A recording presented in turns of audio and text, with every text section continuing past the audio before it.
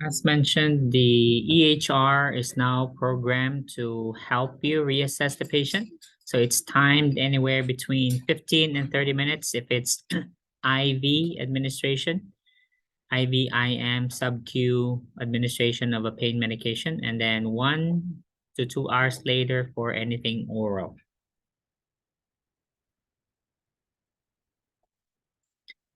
For the medications themselves, our focus here is on the appropriateness. You know, what do you give for what type of pain? And then the other thing is your side effects. We'll look at them by class. That way we don't have to be specific to drug by drug. So therefore, if a drug belongs under this class, they all have the same side effects.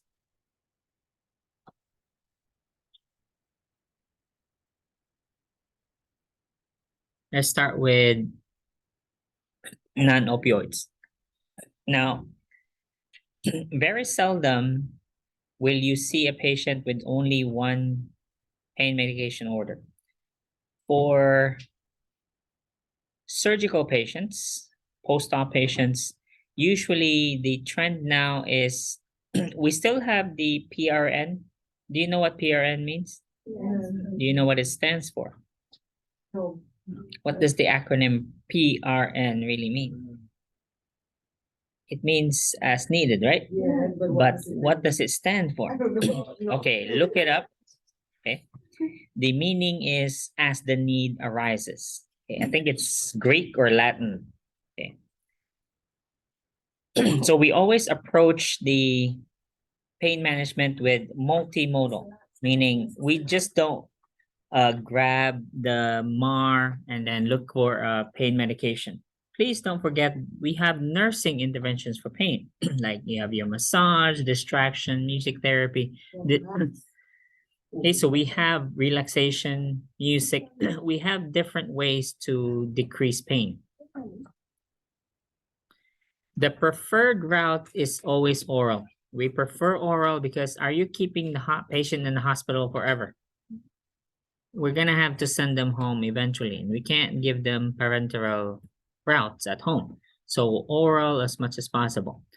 For a short time, patient may be on parenteral route, meaning IV, IM sub-Q. But as you get closer to discharge, you should get them used to taking the oral medication. And when we talk about oral, we need to be familiar with the equinalgesia. Equinalgesia means, for example, does an IV dose translate to the same oral dose? Let's say if I give you 4 milligrams of morphine IV, does that translate to 4 milligrams PO? Why not? What's the difference between parenteral and oral administration of drugs? What will happen to the drug dose when you take it by mouth? What did you learn? Besides absorption, what did you learn from pharmacology, pharmacokinetics? I take it by mouth, what will happen to that drug? And once it's absorbed to the bloodstream, where will it go first? The stomach's right here. I'm pointing here. What will my liver do to that drug? Which means, what does metabolism mean? It will destroy it, right? Okay, so destroys all of it? Half of it, correct? What do we call that process? Half-life. Okay, so the drug taken by mouth, half of that approximately is destroyed by the liver.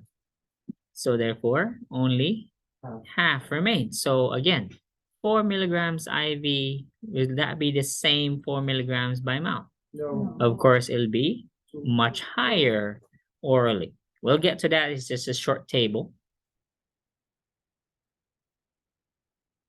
So we have oral, we have IV, depends on, again, where we are in the treatment, where is the patient during the admission process. Okay, let's go to the dosing. Okay, depends really on what does the patient need. What is the patient's pain nature? The doctors will decide how much to give and then what frequency to give it, whether we give it as needed or we give it around the clock. Around the clock dosing, ATC, is typically given if the patient has a acute type of pain, meaning it is expected or anticipated. Our surgical patient, are they expected to be in pain? Yes. A patient with appendicitis, are they expected to be in pain? Yes. Patient who just had a heart attack or heart surgery? Yes, yes, Kurt. Do you see as ATC often? Again, depends on the patient's pain nature. You know, like on a report, we see ATC instead of around the clock. Right. So around the clock means it's scheduled, like every 6, every 8, every 4. More often than just spreading it out. Like every 4 hours. The reason, let me get to the reason. The reason why some drugs are given around the clock is to have better pain control. Because if you take a drug on an as needed basis versus around the clock, what happens to the drug levels in the blood? Okay, so it will be erratic if you give it as needed, right? Whereas if you give it around the clock, it will be steady. Okay, now it also depends on what drug are we talking about. For around the clock, this applies to non-opioids. Non-opioid analgesics such as NSAIDs. If you give NSAIDs around the clock, what are NSAIDs? Non-steroidal anti-inflammatory. Okay. So is there inflammation when a patient undergoes surgery? Yes. Yes. Is there inflammation when patients having arthritis? Yes. Rheumatoid arthritis or osteoarthritis? Okay, so I rest my case. So you need a steady drug level in order to achieve proper, appropriate pain management. Okay, so you need to give it regularly, not just when a patient remembers or when a patient has an acute episode or breakthrough pain. Now, we have different medications for that. Do you follow? Meaning there are medications we give round the clock. Opioids is not one of them. Well, okay, we'll get to the complications of opioid treatment in a while. I mentioned 3 earlier, right? So we'll talk about those shortly. It'll come in the chapter. Well, opioids will be PRN, except PCA. Okay, we'll talk about PCA separately. So again, the reason for the around the clock is to maintain a stable analgesic blood level. Again, this applies to NSAIDs and also non-opioids. It's quite common now for surgical patients to receive Tylenol IV. Tylenol IV comes as Ofirmev. It will still say acetaminophen on the label, but the brand name is Ofirmev. It's given every 6 hours. 1,000 milligrams every 6 hours. So therefore, every 6, how much does the patient receive in 24 hours? The maximum 4 grams. Okay, so 4 grams is the maximum for Tylenol, right? Safe for the liver. Okay, so that's exactly what they receive. 1,000 milligrams every 6 hours IV. And it'll infuse typically over 15 minutes. Okay. So that will, if you give that every 6 hours, that's around the clock dosing, correct? So therefore, that will maintain a steady analgesic level in the patient's, in the post-op patient's bloodstream.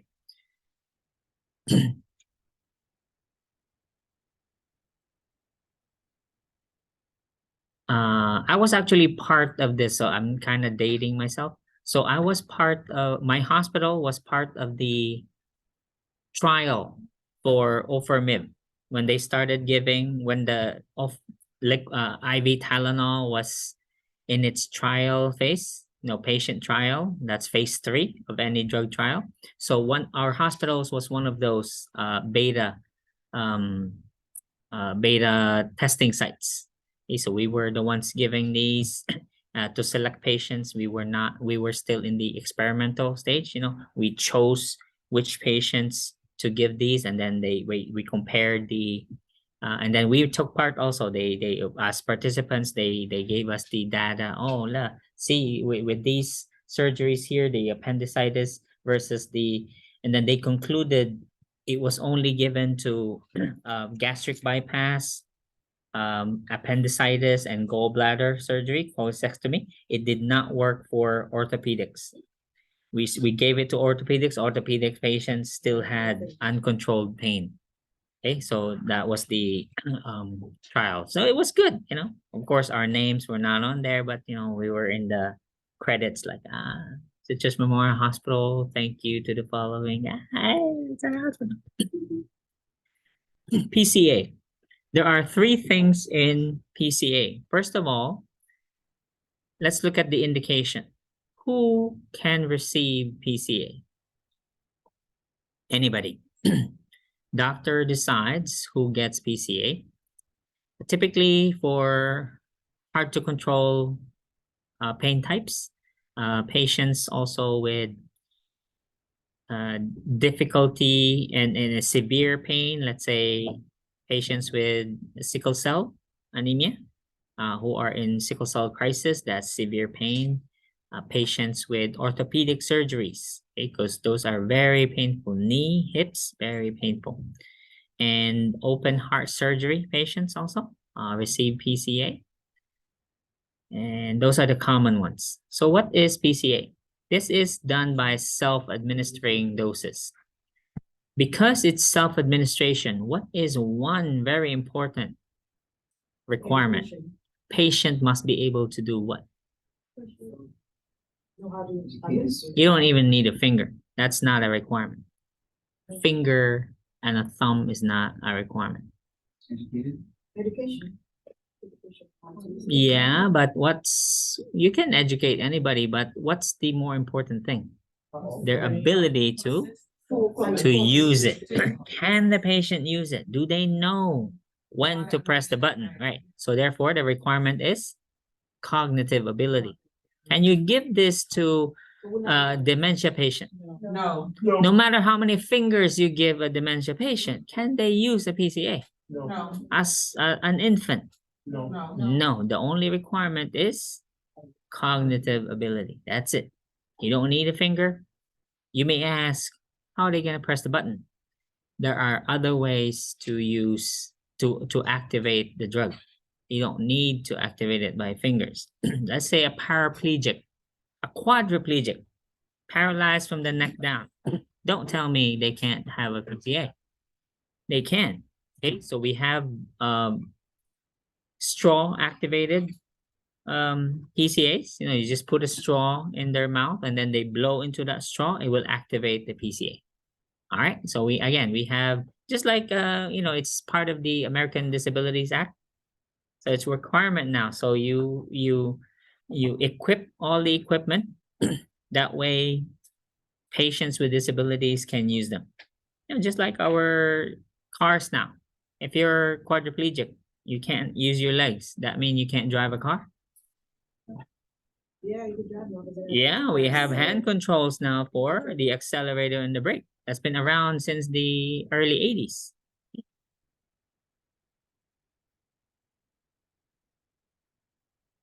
Take note that PCA is available in oral, IV, epidural, and perineural. It's not just IV. We have PCAs that dispense tablets. Press a button, it'll give you a tablet. All right? How does the patient do? What do you mean? Can you remember? Is it oral IV to 100 patient administered? Oh, nobody's demonstrated this? Okay, so it's in a bag and the the IV pump dispensing the PCA is locked. It's not like an IV wherein you hang the IV bag. No, the IV bag containing the opioid is not accessible at all. Take it out of the Omnicell or Pyxis. It goes into the pump and it's locked. There's only one key on every nursing unit. So instead of accessing the drug, it's sent by the pharmacist, or you take it out of the Pyxis, still recorded. Okay, so two people always access opioids, meaning the only way you can steal one is if you have an accomplice. Okay, it takes two people to steal a drug.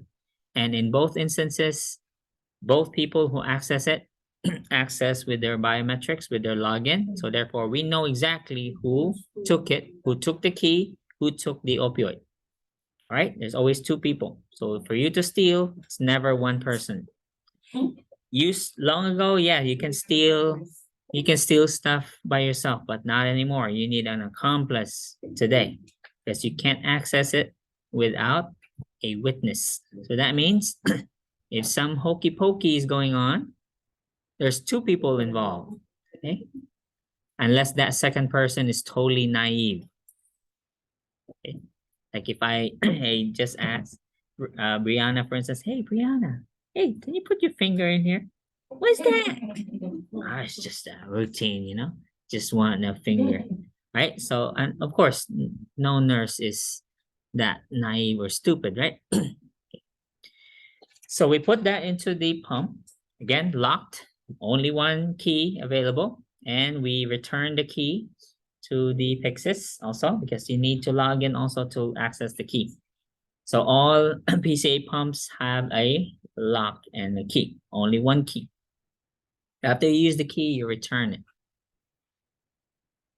And then you set three things. One is the dose.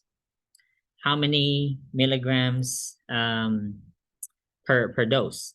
Next is there's always a 15-minute lockout. There's no other time for the lockout. It's always 15 minutes. What is a lockout? Means the patient can press the button as many times as they can, but they're only going to be given a dose once every 15 minutes. But each click is recorded by the pump. So that means if we see 250 clicks, that means what does that tell you? The patient can access it, yeah. Well, what's the implication really? The patient is in pain. Yeah. Okay, so they're in pain. So is your dose enough? No, that's the implication. Not just that patient was just, playing with it. Okay, not really. I mean, these patients are, before we gave it to them, they were in pain, really. Okay, we assessed them thoroughly. So that means you see 200 clicks. Oh, this dose is not enough. You tell the doctor, and of course you assess the patient. Yes. Is there a limit to how much you get? Okay, I'm getting to that. So we have the dose. Next is the 15-minute lockout. And the third setting is the 4-hour limit. Every 4 hours, the patient only gets a certain amount of the opioid. So therefore, you say when we overdose, the answer is yes. Because although we have the 4-hour lockout, 4-hour limit, we don't know how each patient will respond to opioids. Plus, there's also things we call drug interactions, correct? Or let's say, what have you learned in kidney failure? CKD, ESKD. Can drugs be eliminated by a non-existent kidney? No. So yes, they can overdose. So that's why the requirement for every PCA patient is they're hooked up to a continuous pulse oximetry. They are hooked up to a continuous pulse oximetry. We monitor their oxygen levels 24/7 as long as they're on PCA. Because what's the first symptom of an overdose? Respiratory depression. So they stop breathing or they breathe like 2 a minute. So what happens to the oxygen level? So that's the first thing that will change. So once because pulse ox machines always alarm. They drop below 90, they will alarm, beep, beep. So you go there and check, Patient's not breathing, so you go get what? Which is Oh, they opioid. Narcan. So you get naloxone. So it's already, don't worry, it's already ordered. Once you have opioids, naloxone is also ordered. Okay, it's routine now. You can't have opioids with no naloxone. Just like you can't have insulin without Without, glucagon or dextrose. Okay, so there's always the antidote for insulin and for opioids. Any question on PCAs? All right. Now, let's talk about the basal rate. Basal rate is not routinely ordered. PCA is pure PCA. Now, in some instances, the doctor may order a basal rate. That means this is not the PCA rate. This is a continuous infusion of opioids, whether the patient presses the button or not.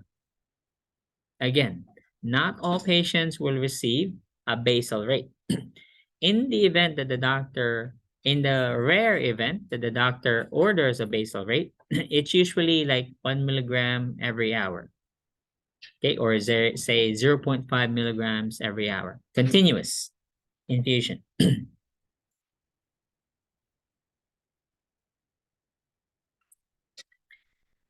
Again, you always watch the patient for respiratory depression, which is the life-threatening complication of opioids, especially if given through a PCA.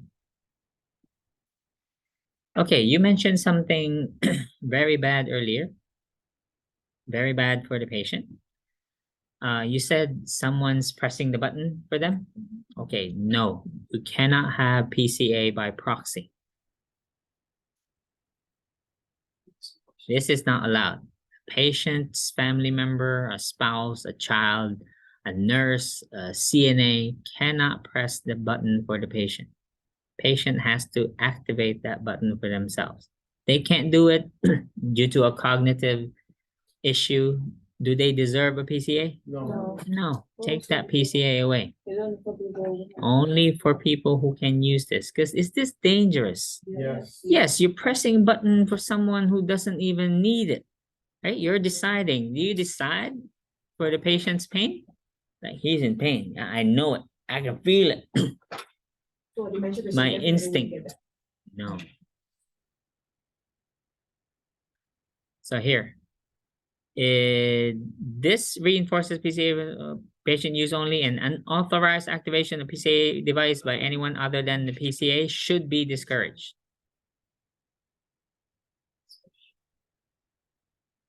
And again, do not press it for the patient. Okay, no.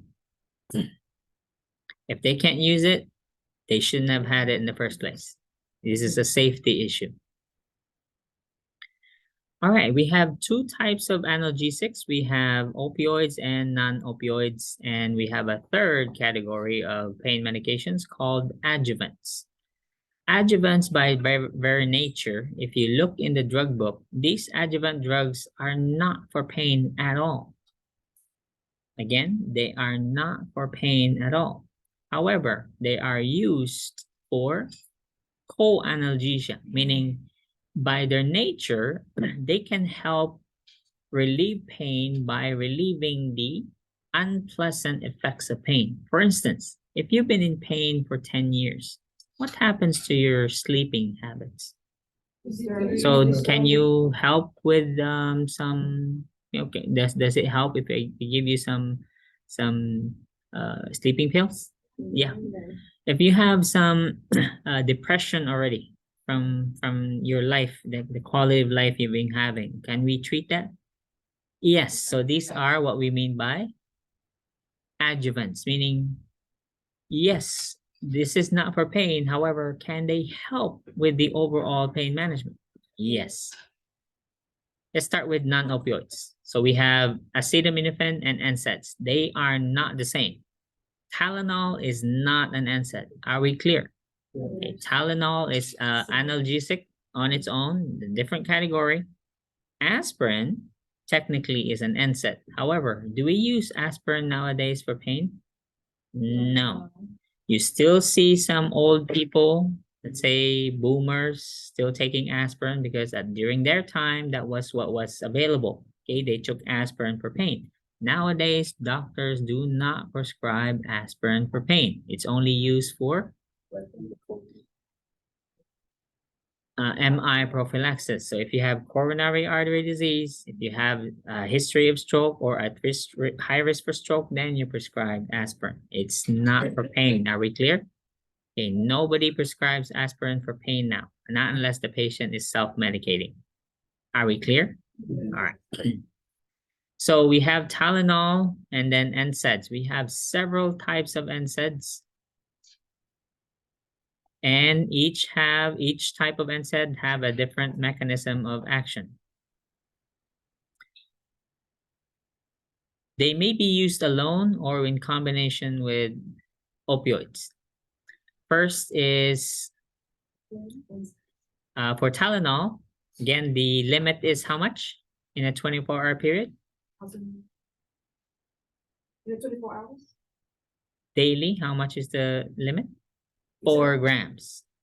Remember, I gave you an example. Ofirmib, IV Tylenol is given 1,000 every 6 hours. So that's 4 grams. That's the maximum. Definitely contraindicated for, what's the number one side effect of Tylenol? Liver disease. So therefore, it's contraindicated if the patient has liver disease. Okay. So I mentioned this earlier, IV Tylenol is now available, 15-minute infusion. Why is she coming All right, so I mentioned IV Tylenol earlier. This is the infusion. Again, given alone or in combination with NSAIDs or with opioids. Sometimes we'll use all three for harder to control pain levels.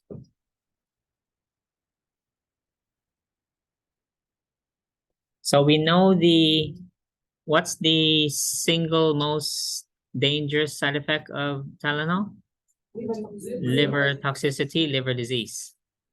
And this is again the IV Tylenol maximum dose is 4 grams in a 24-hour period.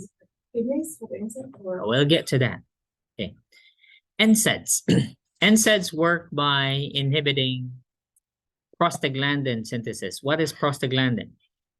It is a neurotransmitter for pain. It's also a vasodilator. So if you have someone taking NSAIDs for a long period of time, I'm not saying you take it occasionally for a toothache or a headache.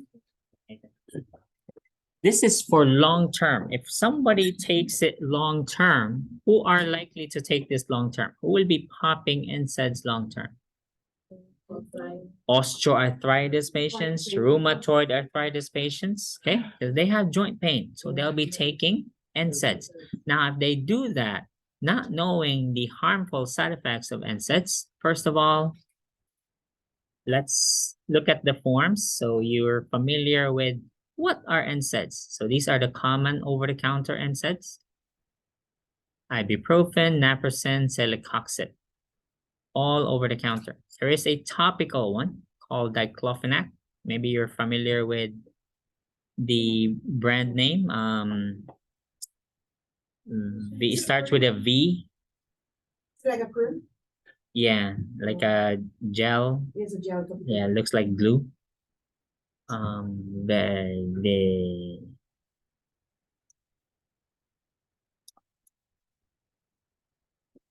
Let's see, because now I'm crazy now.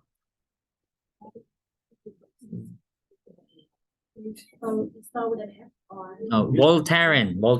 Okay. Whew, now I can sleep. Okay. So Voltaren is a topical NSAID. Although topical, there is some tiny systemic absorption still. So still tell the patients not to overuse it because some of it will be absorbed systemically. Now, there is one IV NSAIDs, which is ketorolac.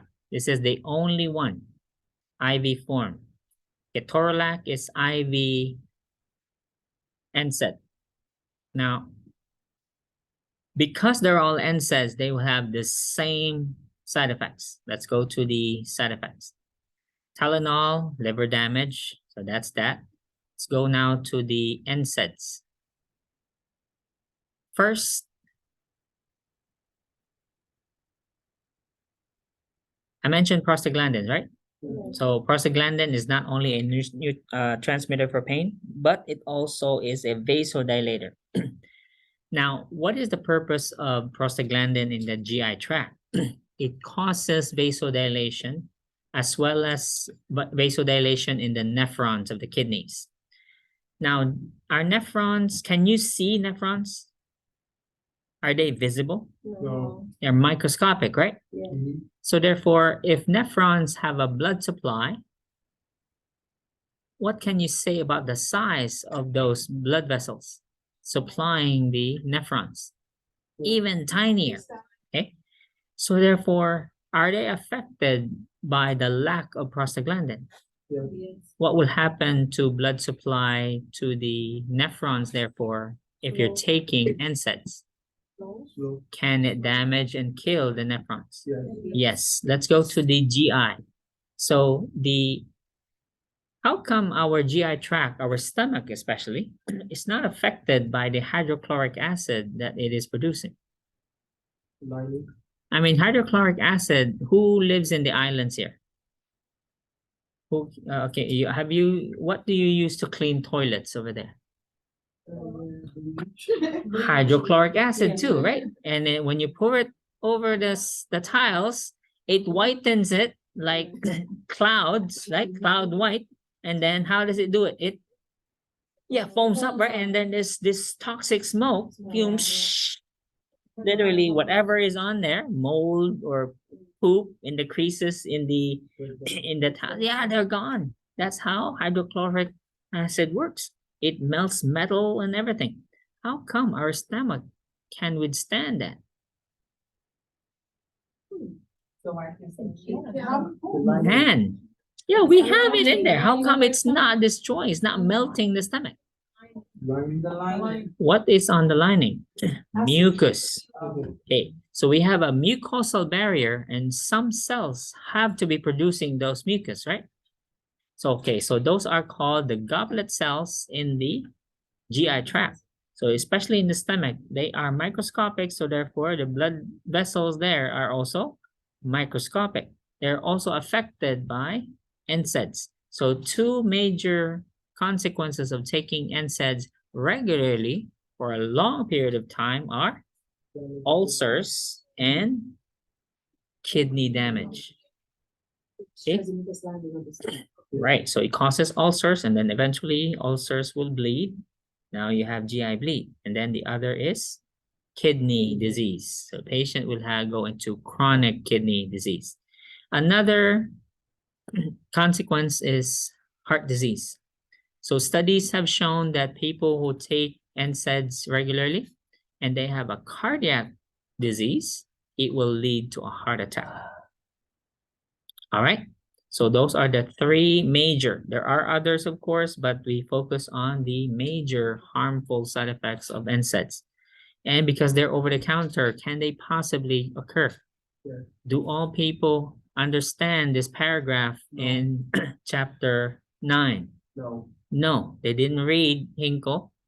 Okay, so should we have them read this?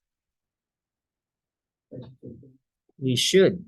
Actually, it's in the literature. When you buy something in a bottle, in a box, it comes in there's a drug literature there for the public. Okay, it tells you warnings there. But do we ever read these things? No. So again, ulcer disease, and then we have somewhere here with the about kidney risk. Now, if a patient has to take them regularly, they will be advised to take PPIs in order to decrease the gastric acid. And remember last week I talked about misoprostol, the abortion drug. Okay, if appropriate, the patient must be taking, because didn't we give NSAIDs to patients with rheumatoid arthritis last week? Yes, we did. And they take it every day, right? For years. So therefore, they should be taking either PPIs or what was the drug again? The causes abortion? Misoprostol. I already mentioned cardiovascular disease with NSAIDs. Okay, so they should not be given to patients with a history of heart disease. So here's the kidney damage by the NSAIDs.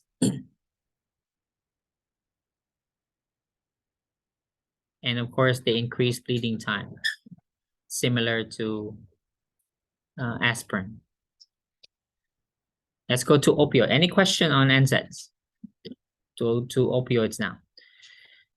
Okay, so these are, we should not be using the word narcotic anymore, although we will hear it. Okay, opioids technically are narcotics. Okay, but you may remember narcotics are not limited to opioids. So when you say narcotics, when you DEA, for instance, okay, so narcotics refer to heroin as well, okay, fentanyl, although fentanyl opioid is an opioid, okay, but take note that cocaine is a narcotic, okay, but do we see cocaine prescribed like here? Cocaine 8 milligrams every day. Okay, we don't. Yeah, but we don't use cocaine. Okay, she has a different dealer. Okay, so let's just put it like that. Okay. So the good opioids are called the MU.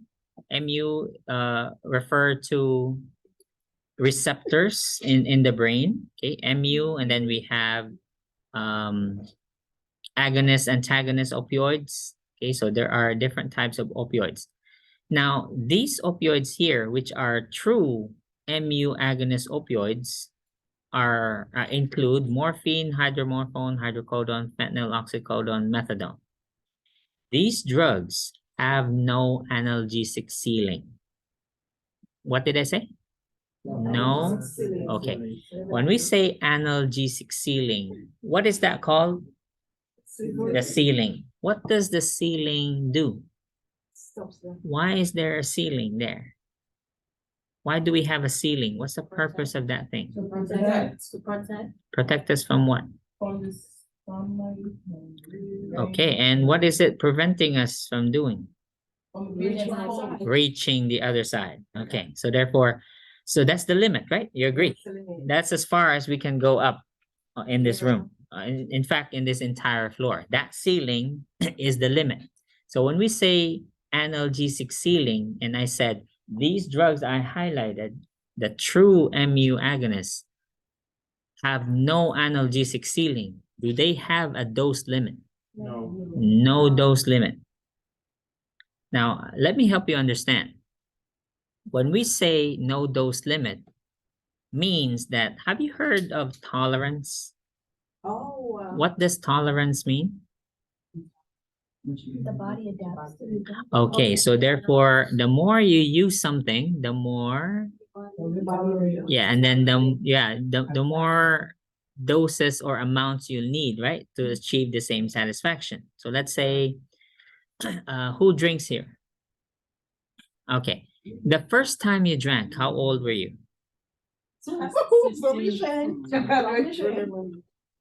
11? No, up to. 7? I was 13. 13. Okay, so when you first had a drink, did you drink a lot? No, you was listening to buy it and I tasted it halfway. Okay, so when you had that, how did you feel? Did you get buzzed already? No, get dizzy. Yeah, you get dizzy, right? So today, you had one drink, right? Less than a drink. Now, to feel the same buzz, how many do you need now? Jack Daniels. No, that was one whole bar. Okay, so that means you developed tolerance. Okay, so same exact idea here. Now, the more you, so therefore, if you have cancer, you have a chronic pain issue, you're taking these drugs, what do you develop over time? You've been taking it for months, for years. Tolerance. Okay. So therefore, will the drug still work at the same dose? Okay. So, okay. Correct. So this is what we mean by they have no analgesic ceiling. So if the doctor increases the dose, it's okay because the purpose is to achieve the same effect. However, does it make sense to keep increasing it indefinitely? No, because that's now ridiculous because the problem is, no, the patient won't overdose. However, the patient will have more side effects now than benefits. So does it make sense? No. So what they do, they change medication. Okay, so now it's time to move on to something else. Okay, so just because you're tolerant to morphine doesn't mean you're going to be tolerant to hydromorphone. So this is what the doctor will do. Will just simply switch you to a different opioid. Or if you've exhausted all of them, that means you're pretty, no, don't say addiction, okay? Addiction is different.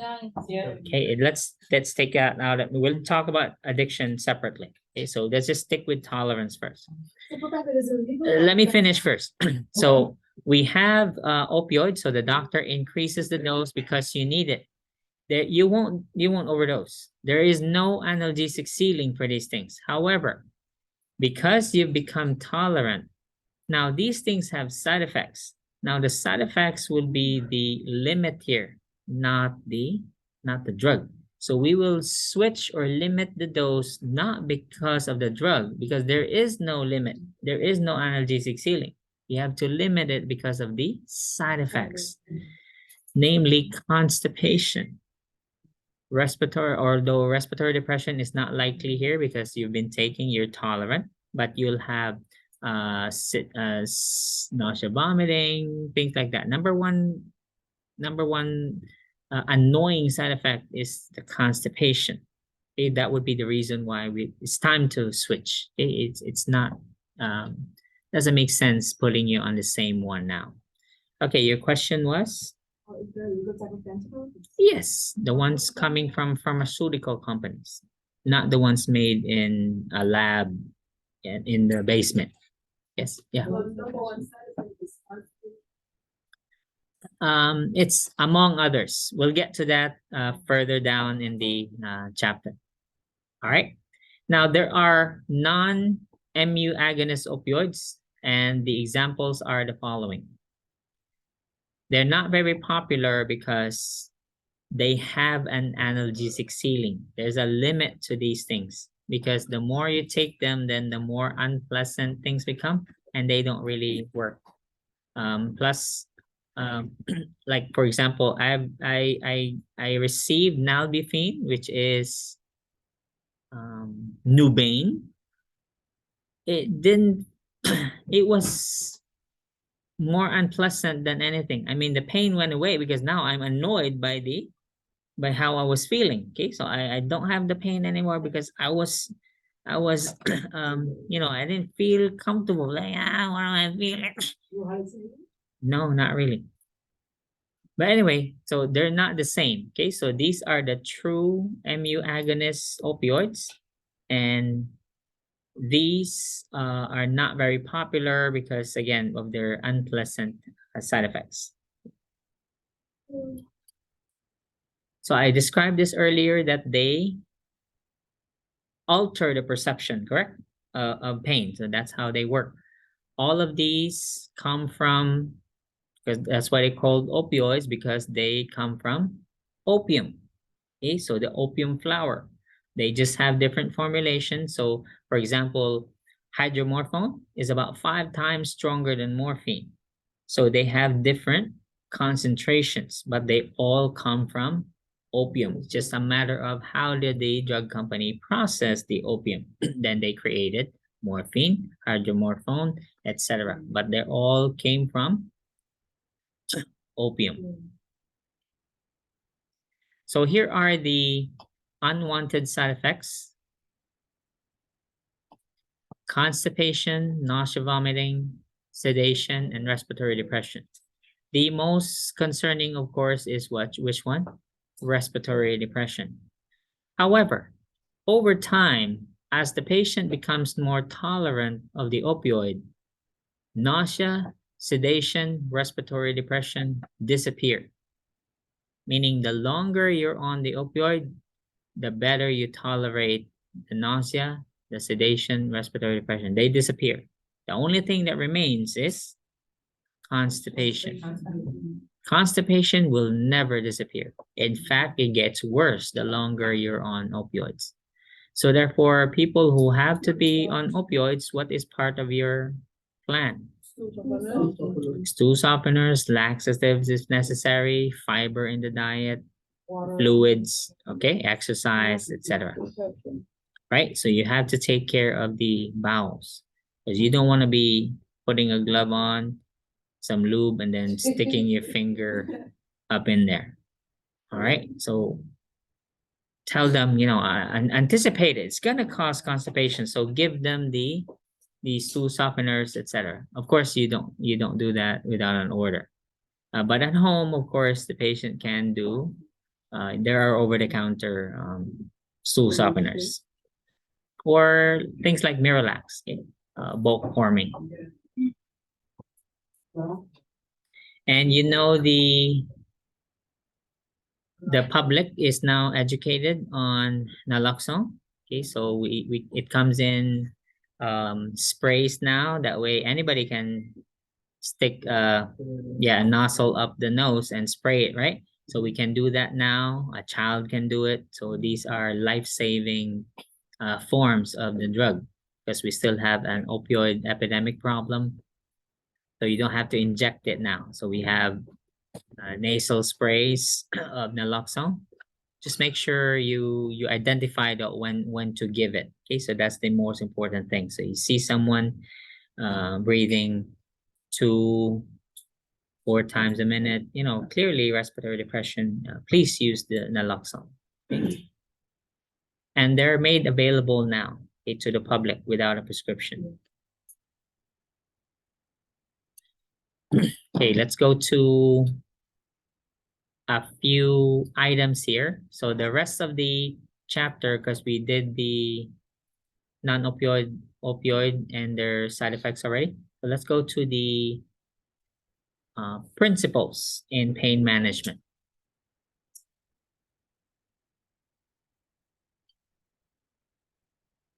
Okay, I already mentioned the sealing, okay, analgesic sealing.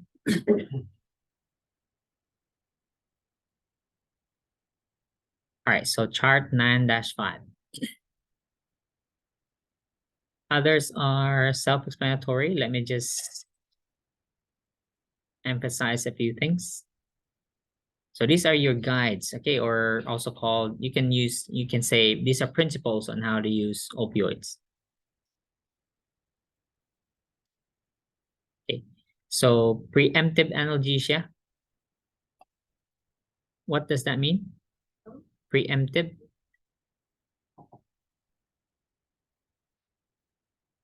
Do you wait for the pain to come? No, you give it, right? So that's what we mean by preemptive. Okay. Because when you have surgery, is it a matter of if you have pain or when you're gonna have it? Yeah, it's always when. I mean, you were cut for Pete's sake, so you're gonna have pain. So we give you preemptive analgesia so that we control your pain better. Here, consider the patient's condition, let's say age, for instance, or diseases like kidney disease or heart failure, for instance. Okay, anything that will affect, or liver failure, liver disease that will affect both metabolism and excretion of the drug. Route, what's the preferred route again? Oral as much as possible, oral. Let's talk about titration. Titration means adjusting. When you adjust a dose, do we only adjust going up, we can also adjust going down. So if you can adjust increasing the dose, we can also adjust decreasing. So that applies to oxygen, any drug. Okay, so anything, you can titrate the administration. I'll go to the equinalgesia shortly. Again, consider the frequency, the schedule of the medication. What is more appropriate for this drug or for this patient? Is it round the clock or PRN? Now, again, which one is round the clock? Opioids or non-opioids? Non-opioids, especially Tylenol, would be given around the clock. Or ketorolac, if you have IV NSAID, ketorolac must be given around the clock. Just watch for side effects though. What are those side effects again for NSAIDs? No, NSAIDs,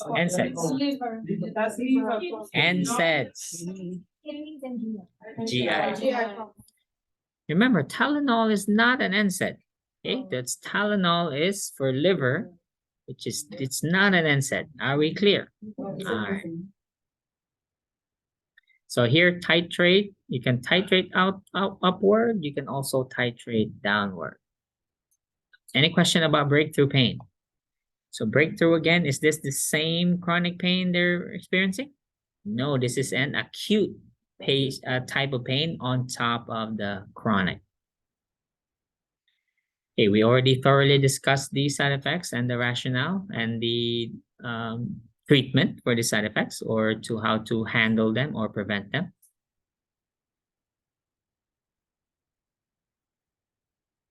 Okay. So we talked about tolerance. You understand what tolerance means? Yeah. Okay, so opioid tolerance, you understand. Let's talk about opioid withdrawal. When a patient is on opioids, the reason why we give them a prescription going home to be filled is to prevent withdrawal. You can develop what's called physical dependence. So that's the other term. So we talked about tolerance. Let's talk about physical dependence now. You cannot have withdrawal without physical dependence. What is physical dependence? So it's when a patient, what's your favorite food, Felicia? You don't have any favorite food? Who loves lobster? Okay. The first time you had lobster, let's say you eat lobster every single day, 3 times a day for 2 weeks. Will you have the same satisfaction? Nah, I don't like it anymore. Okay. Now, however, if you like something, do you want it? Yes. Yeah. When I like something, yeah, I like it. Please give it to me. Okay. Yeah. So if opioids make you feel good, will your body want it? Yes. Not necessarily you, but will your body look for it? Yes. So when you abruptly, we're not saying we're not going to take you off. I'm not saying you're going to be on opioids forever. We're just saying we slowly taper it off, because when you abruptly stop it, of course, your body will withdraw. So the key here is, again, let's say Sasha has been hospitalized for, let's say, she had hemorrhoid removal. Her hemorrhoid was this big. So it took extensive surgery to remove it. So she's going to be in this excruciating pain, correct? So we kept her on IV opioids quite frequently. In fact, she had PCA because it's that painful. Plus, she was having bowel movements also after the surgery. So every time we had to clean her, spray. Okay, so we gave her a lot. So when we discharge her, are we just going to stop it abruptly? Let's say she was on opioids for a week or 2 weeks. So the longer you've been on opioids, then the more dependent your body becomes on it. So she develops physical dependence. Not her fault. It's just the nature of the drug. The body likes it because of the feeling that it gives the body. So she developed physical dependence. Now, when we discharge her, we should explain this to her. Sasha, I know you're not in pain anymore. Partly because we've been drowning you with opioids while you were here. Now, because of the dosing we gave you, it's important that you fill this prescription and then slowly taper it off when you get home. You understand? Okay, because what will happen to her when she stops it abruptly? She will develop the following: a runny nose, but that's the least of her problem. She will develop painful abdominal cramping, diarrhea, she'll get restless in the middle of the night, and she'll have agitation. And she doesn't understand what she's agitated about. Are we clear? So these are the withdrawal symptoms. Are they life-threatening?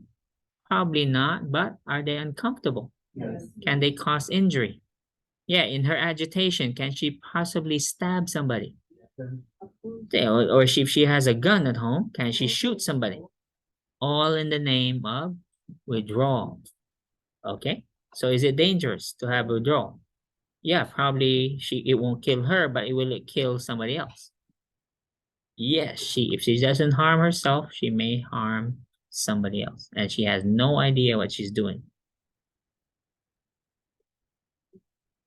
Let's go to equinalgesia. So what is equinalgesia? Let's break down the term. So that means equal analgesia. So this is now the equivalent. What is the equivalent? Here's the table. It's not everything though, because for this to apply, that means the drug must have an oral and a parenteral form. Again, the drug must have a parenteral and an oral form. Because will this matter if the drug only comes in IV, in parenteral? No, I mean, the patient's not going to go home on any oral because there is no oral form. Make sense? Okay, so what comes in both parenteral and oral forms? Morphine, hydromorphone, and oxymorphone. Only 3. Is that a lot? Am I asking you to memorize a lot? No. Only 3. What are they? That's it. The last one. All right. So this means that 10 milligrams of IV morphine is equivalent to 30 oral. So therefore, if a patient is on 10 milligrams IV while in the hospital, what do we write on the prescription? 30. Make sense? Yeah. Okay. Why is the purpose again? Why is this continued at home? To prevent? To prevent withdrawal. Okay. So a patient will be on it for a few days more, and then they taper it. Unless, of course, they have chronic pain, then they'll probably be taking it longer. Okay, so we know what tolerance is. We know what physical dependence is. Now let's talk about substance abuse disorder. This is also called addiction. Okay. So physical dependence, that's the definition. Tolerance, we discussed. Let's look at substance abuse disorder. What is it really? Is this simply, no, I gave you an opioid and then you become addicted? No. No, because if this was true, then we will have millions and millions. Every hospitalized patient given opioids will be addicts, right? But that doesn't happen. So therefore, what does it take to become addicted? What does it take to have substance use disorder? It's actually more complex than just handing somebody or prescribing somebody opioids. It's a interaction of several factors, mostly psychological. Okay, because now the patient is taking the opioids. Are they taking it for pain?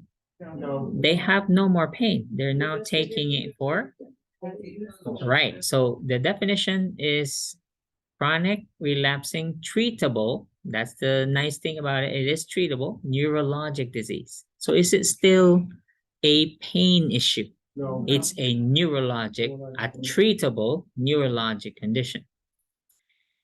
It's hard to explain because there's not one factor that leads to addiction. or again, this is the old term.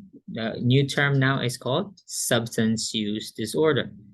And can you be addicted to opioids only? No. Okay, it could be any other medication, okay, that have an addictive nature.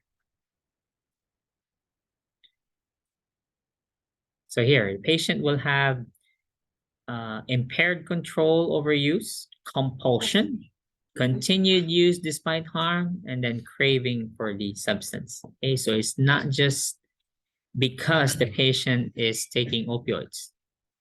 Because is it true that everyone taking opioids will be addicted? No. No. So you assure the patients that, because this is some, especially elderly or people who have less education, say didn't finish high school even, just had a few years of primary education. So those people, do they know these things?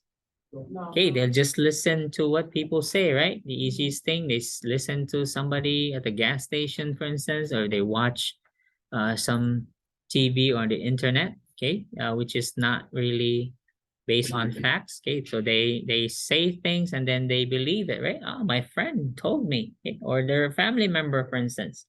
Okay, so yeah, my son told me that I could get addicted. Yeah, my brother's right there, he's a junkie.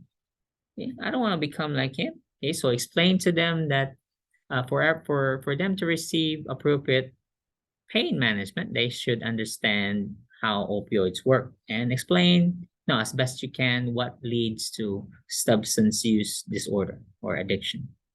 And withdrawal, of course, goes hand in hand with physical dependence.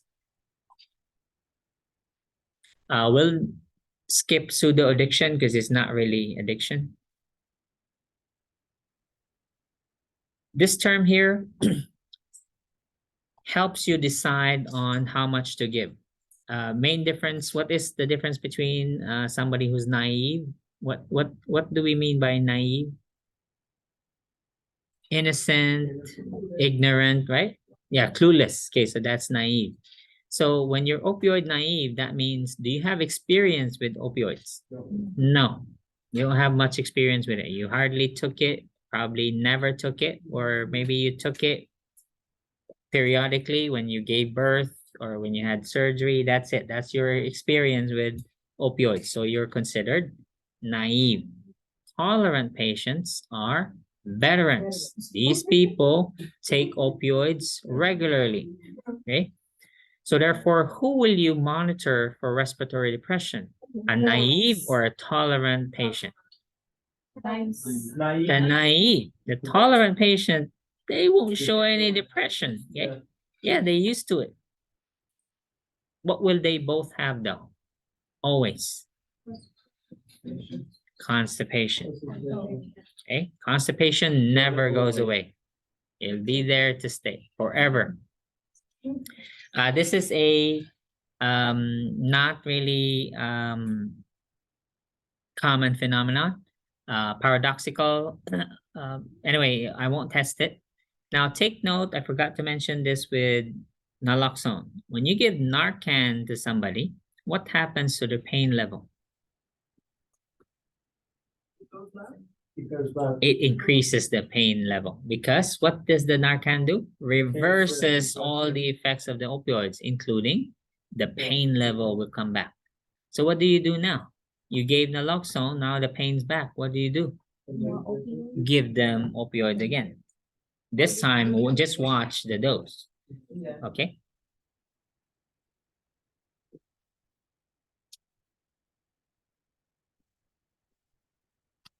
I'm not testing this. We don't need to know the dose because are we prescribing? Okay. So the best thing I can say about this is at least know the usual dosing.